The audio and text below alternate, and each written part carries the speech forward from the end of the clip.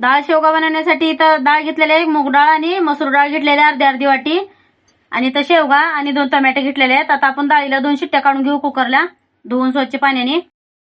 आता इथं आलेले पाण्याला उकळी, थोडस तेल टाकून घेऊया का तर कुकरच्या शिट्टीचं उतू नाही जाणार. आणि ह्यामध्ये आपण हे स्वच्छ डाळी धुवून घेतलेल्या आहेत, या डाळी ह्यामध्ये आपण टाकून घेऊया शिजून कुकरला. 2 टमाटे, कोथिंबीर थोडीशी हे टाकून मिक्स करून आता थोडस वरतून टाकून मीठ चवीपुरतं, हळद आणि लाल तिखट 1 चमचा, का तर मी मसाले डाळ शिजतानाच टाकते, डाळीला चवी ती.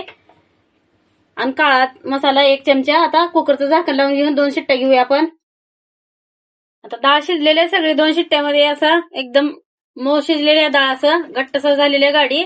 आता ह्यामध्ये टाकून घेऊ आपण शेवग्याच्या शेंगा, हे धुवून घेतलेल्या स्वच्छ. आता 1 शिट्टी आली की आपण कुकर बंद करून घेऊया लगेच.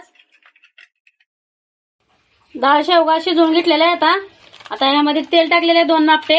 आता थोडीशी टाकून घेऊ मोहरी डाळीला फोडणी देण्यासाठी, आणि थोडासा कच्चा लसूण घेतलेला आहे, असं ठेचून लसूण. त्यानंतर जिरे टाकून घेऊया, थोडासा कढीपत्ता.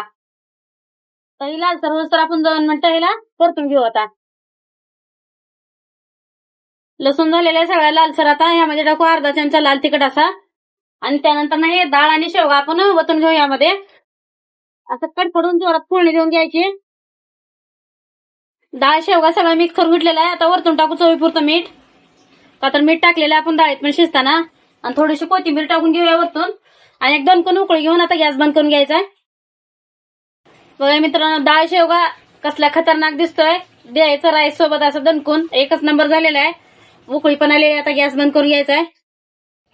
डाळ शेवगा राईस तयार आहे आपल्या मित्रांनो. इथं थोडं लोणचं पण घेतलेलं आहे मी, हिरव्या मिरचीचं, आणि उडदाचे पापड. एकच नंबर झालेलं आहे. असं शेंग पण शिजलेली आहे. या पद्धतीने करून बघा, नक्की ट्राय करा, एकच नंबर झालेला आहे.